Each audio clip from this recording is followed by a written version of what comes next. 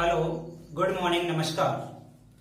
तो दोस्तों, अपने चल रहा था भारत का अपवाद अंतर, और अपवाद अंतर में हमने हिमालय की बात की थी, और हिमालय के बाद में अब हम पढ़ रहे हैं प्रायद्वीपीय भारत का अपवाद अंतर। तो प्रायद्वीपीय भारत के अपवाद अंतर में हमने 2-3 नदियां पढ़ ली है। अगर आपने वो वीडियोस नहीं देखे हैं तो इस वीडियो के नीचे डिस्क्रिप्शन में आपको लिंक दिया जाएगा, वहां जाके उन वीडियोस को देख लेना।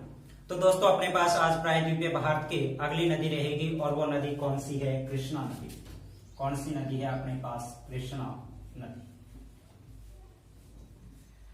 देखिए दोस्तों, कृष्णा नदी के बारे में कई प्रश्न पूछे जाते हैं और बहुत ही महत्वपूर्ण प्रश्न पूछे जाते हैं। तो कृष्णा नदी, इस नदी का हम उद्गम की बात करें, पहले सीधा हम उद्गम पे आते हैं कि इस नदी का उद्गम। तो इस नदी का जो उद्गम होता है वो होता है महाराष्ट्र से। कौन से स्टेट से होता है? महाराष्ट्र से। और महाराष्ट्र के पश्चिमी से, और पश्चिमी में कुछ पहाड़ियां हैं महाराष्ट्र के, और उन पहाड़ियों को बोली जाती है महाबलेश्वर। महाबलेश्वर कस्बे में स्थित पहाड़ियों को किस नाम से जाना जाता है? महाबलेश्वर की घाट पहाड़ियां, जो कि ये महाराष्ट्र के पश्चिम में स्थित है। ठीक है, तो इस महाबलेश्वर से कौन सी नदी उद्गीत हो रही है? अपनी कृष्णा नदी। ठीक है, ये लो पहाड़ियां, ये पहाड़ियां हैं कौन से स्टेट के अंदर है? महाराष्ट्र। यहां से ये नदी उद्गीत हुई महाराष्ट्र से। महाराष्ट्र से ये नदी उद्गीत होने के बाद में नदी आएगी कर्नाटक में। कौन से स्टेट में आ गई? कर्नाटक में। और कर्नाटक के बाद में ये नदी चली, और नदी चलने के बाद में आ गई तेलंगाना।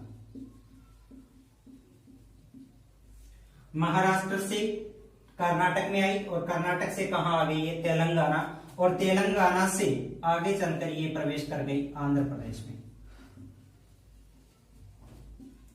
कौन से स्टेट के अंदर आ गई? आंध्र प्रदेश में आ गई। और आंध्र प्रदेश के बाद में ये नदी अपना पानी उड़ेल दिया कौन सी खाड़ी में?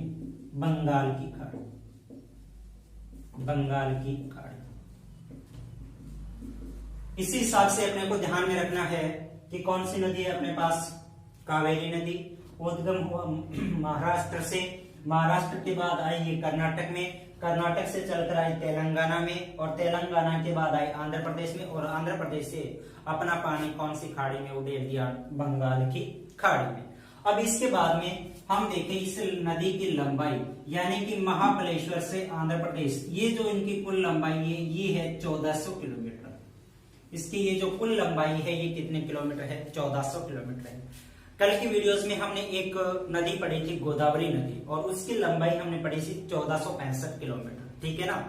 तो 1465 किलोमीटर की जो लंबाई वाली नदी थी वो प्रायद्वीपीय भारत की सबसे लंबी नदी थी। कौन से भारत की? प्रायद्वीपीय भारत की सबसे लंबी नदी गोदावरी नदी। ठीक है, और यहाँ हम बात करेंगे तो उनकी लंबाई 1465 थी, और इसकी कितनी है? 1400 किलोमीटर है। तो ये दक्षिणी भारत कह सकते हैं, या फिर हम अपने प्रायद्वीपीय भारत कह सकते हैं। तो ये प्रायद्वीपीय भारत की कौन सी हो जाएगी? दूसरी सबसे बड़ी नदी हो जाएगी। दूसरी सबसे बड़ी नदी, प्रायद्वीपीय भारत की दूसरी सबसे बड़ी नदी कौन सी है? कृष्णा नदी। यहां से 4 नदियों को ध्यान में रखना है। 4 नदियों के बारे में बहुत सारे क्वेश्चन पूछे जा रहे हैं। और कौन कौन से? जैसे ये प्रश्न पूछा जा चुका है पीछे भी, भ्रंश घाटी से कौन सी नदी? नर्मदा नदी। तो नर्मदा नदी है, ये प्रायद्वीपीय भारत की एक नदी है, और अपना पानी कहाँ लेके जाती है? अरब सागर की ओर लेके जाती है। तो प्रायद्वीपीय भारत के अरब सागर की ओर जल ले जाने वाली सबसे लंबी नदी तो होगी नर्मदा नदी। अपना पानी कहाँ लेके जा रही है? अरब सागर की ओर। ओके, उसके बाद में दूसरी नदी, यानी कि अरब सागर की ओर जल ले जाने वाली दूसरी सबसे बड़ी नदी कौन सी है जो प्रायद्वीपीय भारत के अंदर है? तो प्रायद्वीपीय भारत में दूसरी हो जाएगी ताप्ती नदी। कोई समस्या नहीं है। इसके बाद में हम पढ़े कि दक्षिणी भारत, या दक्षिणी भारत को किस नाम से जाना जाता है? प्रायद्वीप भारत के नाम से जाना जाता है। प्रायद्वीप का मतलब पिछले वीडियोस में समझा चुका हूं, एक बार और जिक्र कर लेते हैं। प्रायद्वीप किसे कहते हैं? स्थल का वह भाग जिसके 3 ओर पानी हो उसे क्या कहा जाता है? प्रायद्वीप। जैसे अपना भारत है, इस भारत के 3 ओर पानी है दक्षिणी भारत में, जैसे अरब हो जाएगा, हिंद हो जाएगा, और इधर कौन सा हो गया? बंगाल की खाड़ी हो जाएगी। अरब सागर, हिंद महासागर और बंगाल की खाड़ी। इसी प्रकार से 3 और पानी लग रहा है, तो इसे क्या बोलेंगे? प्रायद्वीप। तो ये अपना भारत है, इसे दक्षिणी भारत भी बोल देंगे या फिर इसे प्रायद्वीपीय भारत बोल देंगे। तो प्रायद्वीप भारत की सबसे लंबी नदी की बात करेंगे तो कौन सी आएगी? गोदावरी नदी। और दूसरी लंबी नदी की बात करेंगे तो दूसरी लंबी नदी अपने कौन सी आ जाएगी? कावेरी नदी। ये 4 प्रश्न है, 4 प्रश्न ध्यान में रखना है, ठीक है। 2 तो अरब सागर की नदियों के और 2 बंगाल की खाड़ी की ओर जाने वाली नदियों के, ठीक है।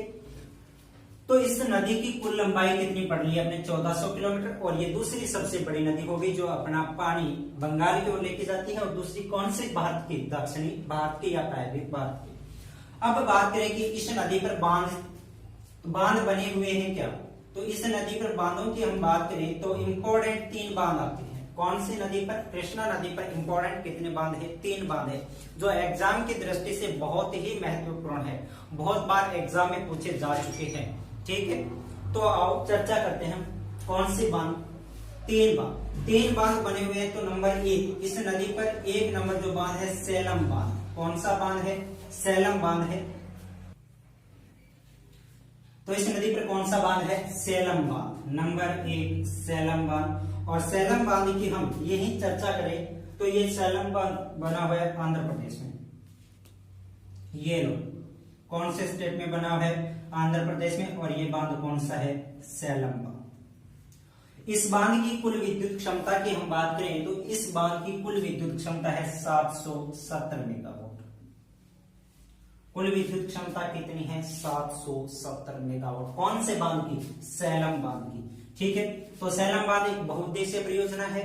सेलम एक जल विद्युत परियोजना है जो कि आंध्र प्रदेश के अंदर है। कोई समस्या नहीं, ठीक है। दूसरे हम बांध की बात करें तो दूसरा बांध आएगा इसमें अलमाती बांध।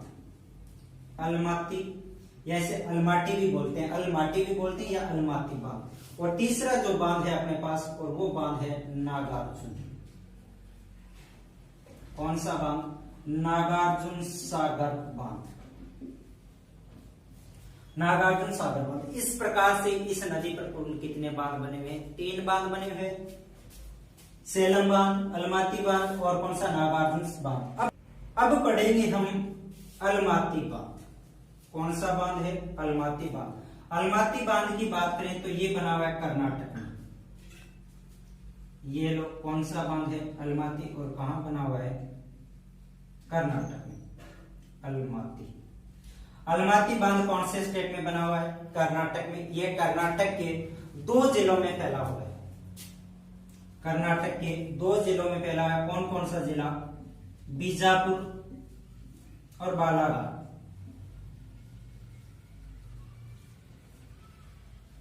बालाघाट नहीं, सॉरी, बालाकोट। बीजापुर और बालाघाट वो मध्य प्रदेश में रह गया, ठीक है। तो यानी कि अलमाती जो ये बांध है, अलमाती बांध कौन से स्टेट में बना हुआ है? कर्नाटक में बना हुआ है। कौन सी नदी पर? कृष्णा नदी पर बना हुआ है। और यह 2 जिलों में फैला हुआ है, कर्नाटक के 2 डिस्ट्रिक्ट में फैला हुआ है। कौन कौन से? बीजापुर और बालाकोट में। अब इस बांध की हम कुल विद्युत क्षमता की बात करें तो बांध की कुल विद्युत क्षमता है 290 मेगावाट। बांध की कुल विद्युत क्षमता कितनी है? 290 मेगावाट, ठीक है। इसके बाद में हम पढ़ेंगे नागार्जुन सागर बांध। कौन सा बांध है अपना? तीसरा, नागार्जुन सागर बांध। नागार्जुन सागर बांध की बात करें तो नागार्जुन सागर बांध यह 2 स्टेट में फैला हुआ है। नागार्जुन सागर बांध कितने स्टेट में फैला हुआ है? 2 स्टेट में फैला हुआ है। कौन कौन से? तेलंगाना और आंध्र प्रदेश में। कौन से में फैला हुआ है? तेलंगाना और आंध्र प्रदेश में। जबकि ध्यान रहे, एग्जाम में अगर प्रश्न पूछा जाए और क्या पूछ लिया जाए कि नागार्जुन सागर बांध स्थित है और ऑप्शन में अपने को तेलंगाना भी दर्शा रखा है, आंध्र प्रदेश भी दिया हुआ है, कर्नाटक भी दिया हुआ है और मान लो महाराष्ट्र भी दिया हुआ है, तो ध्यान रहे दोस्तों, नागार्जुन सागर बांध फिर करेंगे हम आंध्र प्रदेश में। क्यों करेंगे आंध्र प्रदेश में? तेलंगाना में क्यों नहीं करेंगे? क्योंकि इनका जो अधिक फैलाव है इस बांध का वो कौन से स्टेट में है? आंध्र प्रदेश में। कौन से स्टेट में है? आंध्र प्रदेश में। फैलाव अधिक होने की वजह से इसे कौन से जिले में, राज्य में करेंगे आप? आंध्र प्रदेश में। तो यह बांध कितने स्टेट में फैला हुआ है? 2 स्टेटों में फैला हुआ है, एक तो तेलंगाना में और दूसरा आंध्र प्रदेश में। आंध्र प्रदेश के हम डिस्ट्रिक्ट की बात करें तो ये आंध्र प्रदेश के गुंटूर में फैला हुआ है। कौन से जिले में है? गुंटूर में। और तेलंगाना की बात करें तो तेलंगाना के ये नालगोंडम में फैला हुआ है। यानी कि आंध्र प्रदेश के गुंटूर जिले में और तेलंगाना के नालगोंडम जिले में कौन सा बांध फैला हुआ है? नागार्जुन सागर बांध। ये लो बांध का मैं नाम लिख देता हूं। कौन सा बांध हो गया ये? नागार्जुन सागर। कोई समस्या नहीं है। नागार्जुन सागर की हम विद्युत क्षमता की बात करें तो इस बांध की कुल जो विद्युत क्षमता है वो 956.6 मेगावाट है। कितने है इस बांध की कुल विद्युत क्षमता? 956.6 मेगावाट है। इसके बाद में हम चर्चा करें। अब देखें इस नदी के किनारे की बात करें कि नदी के किनारे कोई शहर वगैरह बसे हुए हैं क्या? तो किनारों की हम बात करें तो नदी के किनारे बसा हुआ है तो सतारा की बात करें तो ये महाराष्ट्र में है। सतारा महाराष्ट्र। दूसरा इसके किनारे एक शहर और बसा हुआ है विजयवाड़ा। विजयवाड़ा ये कर्नाटक का है। इसी हिसाब से इस नदी के किनारे कुल 2 शहर बसे हुए हैं, एक सतारा और दूसरा विजयवाड़ा। ठीक है ना? कौन सी नदी पढ़ रहे थे? कृष्णा नदी। एक बार रिवीजन मारो, में कोई शंको को नहीं, दिमाग में बैठ जानी चाहिए। कौन सी नदी? कृष्णा नदी। उद्गम पटो महाराष्ट्र। महाराष्ट्र के पश्चिम में कौन सी पहाड़ियां ही? महाबलेश्वर की पहाड़ियां। ठीक है। उद्गम होने के बाद नदी कितना राज्य में भी? 4 राज्य में। कौन सा महाराष्ट्र में भी, कर्नाटक में भी, तेलंगाना में भी और आंध्र प्रदेश में भी। आंध्र प्रदेश के बाद में पानी की लेगी बंगाल की खाड़ी का। ठीक है। नदी के किनारे की बात करें तो नदी के किनारे 2 शहर बसे रहे, एक तो महाराष्ट्र को सतारा और एक कर्नाटक को विजयवाड़ा। ठीक है। एक बात है प्रायद्वीपीय भारत की दूसरी सारों बड़ी नदी। प्रायद्वीपीय भारत की दूसरी सारों बड़ी नदी है। लंबाई की बात करें तो 1400 किलोमीटर। नदी के ऊपर कुल 3 बांध है। यह तो बहुत सारा बांध है, पर एग्जाम की दृष्टि से क्वेश्चन के आधार पर देखा तो कितना बांध है? 3 बांध।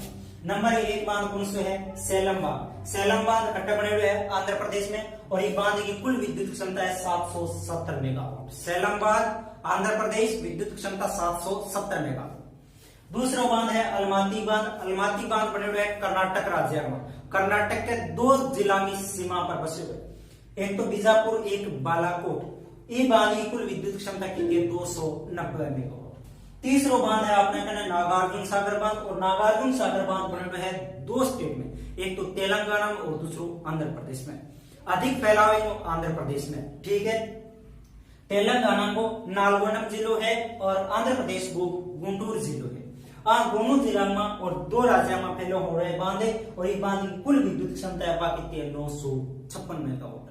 समझ में आगे की था प्रायद्वीपीय भारत की नदी कौन सी? आपने कहने कृष्णा नदी। अब अगली नदी पढ़ाना कावेरी नदी।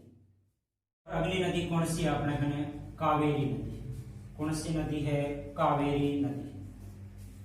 कावेरी नदी के बारे में एक क्वेश्चन ध्यान में रखना है कि गोदावरी नदी को दक्षिणी गंगा, बूढ़ी गंगा, वृद्ध गंगा के नाम से पढ़ा था, जबकि कावेरी नदी है, इस कावेरी नदी को कहा जाता है दक्षिणी भारत की गंगा।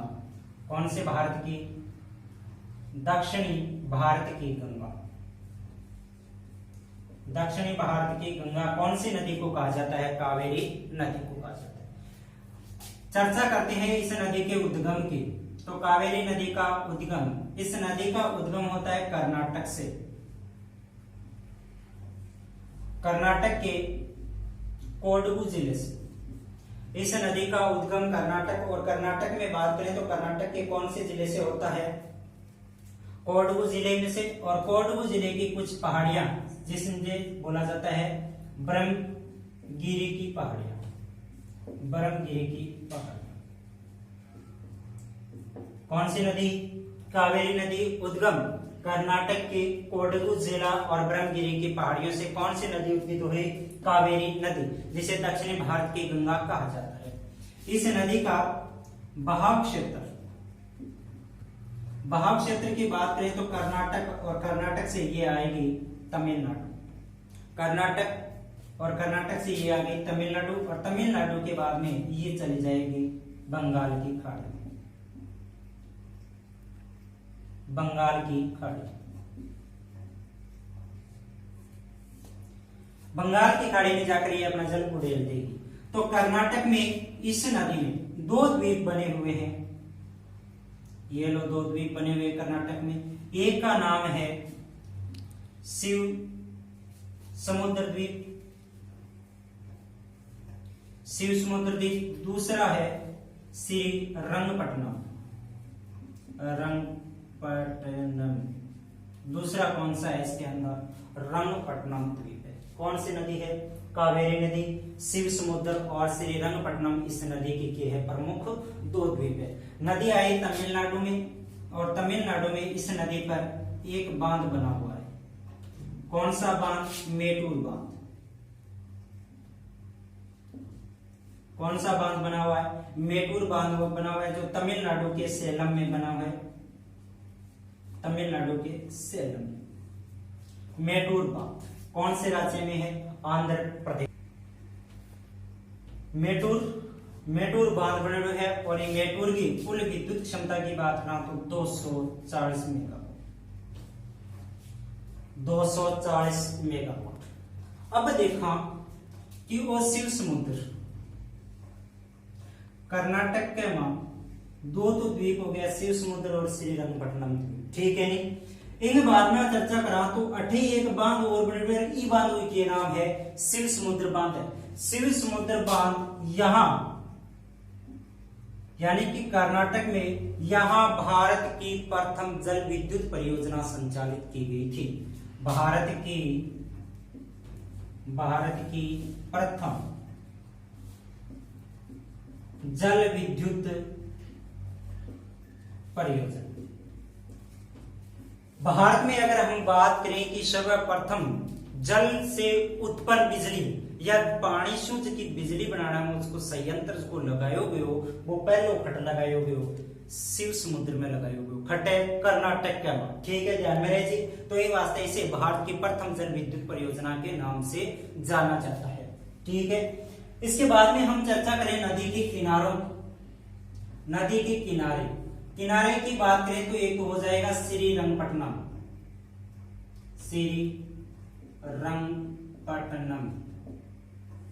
और दूसरे की हम बात करें तो तिरुचिरापल्ली, ये है तमिलनाडु, और ये श्री रंगपट्टनम ये हो गया कर्नाटक। तो नदी पर एक द्वीप, दो द्वीप है, शिव समुद्र द्वीप और श्री रंगपट्टनम द्वीप। कौन सी नदी का? कावेरी नदी का, ठीक है। एक बात कहना, एक बांध बन रही पर कौन सो? शिव समुद्र बांध। शिव समुद्र बांध भारत की प्रथम जल विद्युत परियोजना है, ठीक है। इन दक्षिण भारत की गंगा कही जाए, क्यों कही जाए कि अनित्यवाही नदी है, अनेक टाइम 12 मासिया नदी चलती रहे, क्यों सर्दियों में और गर्मियों में उसको पानी है ये पहाड़िया से अनेक टाइम बहते हुए, ठीक है। ये वास्ते दक्षिण भारत की गंगा नाम से जान जाए। बहाव क्षेत्र कितना स्टेट गमा है? 2 गमा है, तमिलनाडु और आंध्र प्रदेश में, ठीक है। नदी के मुहाने पर बसे हुए है तिरुचिरापल्ली, ठीक है, तमिलनाडु को है, और तिरुचिरापल्ली, और इनकी बात करा तो वो अठूं तिरुचिरापल्ली सुया नदी कटा जे बंगाल की खाड़ी में आपको पानी उड़े है, ठीक है। और इन बाद में आपका बात करा तो ये नदी पर एक बांध और है भारचुकी बांध, ठीक है। कोई तो इंपोर्टेंट को नहीं, पर सारा ज्यादा बस वो एक ही ध्यान में रखना, शिव समुद्र बांध। तो आइए आपने कौन सी नदी? कावेरी नदी। और अगली नदी आप बात करा तो अगली नदी पढ़ांगा आप महानदी। अगली नदी कौन सी है? नदी है आपने नदी कौन सी है? महानदी। कौन सी नदी? महानदी। महानदी के उद्गम की बात करो, उद्गम, तो ये नदी को उद्गम हुए बस वो पर्वत किसो? मैकाल पर्वत। कौन सा पर्वत? मैकाल पर्वत।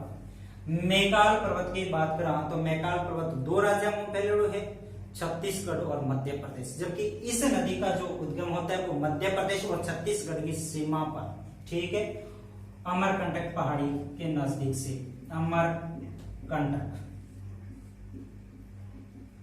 अमरकंटक पहाड़ी के नजदीक से हुए, जबकि नदी मूल रूप से आएगा कौन सा स्टेट से आवे? छत्तीसगढ़ से आवे, छत्तीसगढ़। तो नदी को उद्गम मैकाल पर्वत, अमरकंटक पहाड़ी और कौन सा स्टेट से हूँ, छत्तीसगढ़ से। ध्यान रखियो अमरकंटक पहाड़ी है कटे मध्य प्रदेश के में, अमरकंटक मध्य प्रदेश, अमरकंटक मध्य प्रदेश।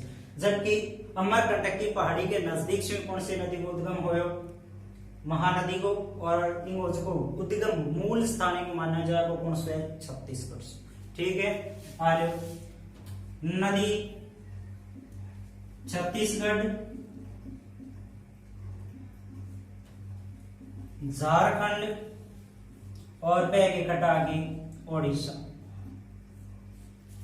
छत्तीसगढ़, झारखंड और ओडिशा। ओडिशा में एक द्वीप बने हुए कौन सो, पाराद्वीप। ओडिशा में एक द्वीप पाराद्वीप बहुत ही इंपॉर्टेंट है, बहुत बार एग्जाम में पूछी हुई है। ठीक है, जबकि भारत का अलग से वहां पर पढ़ांगा, भारत के प्रमुख द्वीप, बंगाल की खाड़ी का पढ़ांगा, अरब सागर का बहुत सारा द्वीप पढ़ांगा, वहां चर्चा करांगा। ठीक है, तो कौन सा द्वीप आ गया, पाराद्वीप, और ये पाराद्वीप से नदी घटा आ गई बंगाल की खाड़ी, बंगाल की खाड़ी। तो बंगाल की खाड़ी में आगे और नदी आपको जल गिरा दे। ठीक है, अब देखा तो ई नदी ऊपर कौन सी नदी पर, महानदी। विश्व को सारों लंबो बांध बने हुए है, विश्व का सबसे बड़ा बांध बोला जाता है। कौन सा बांध, हीराकुंड बांध। हीराकुंड बांध, हीराकुंड बांध कौन सी नदी पर है, का महानदी पर, और कौन से स्टेट में है, ओडिशा में।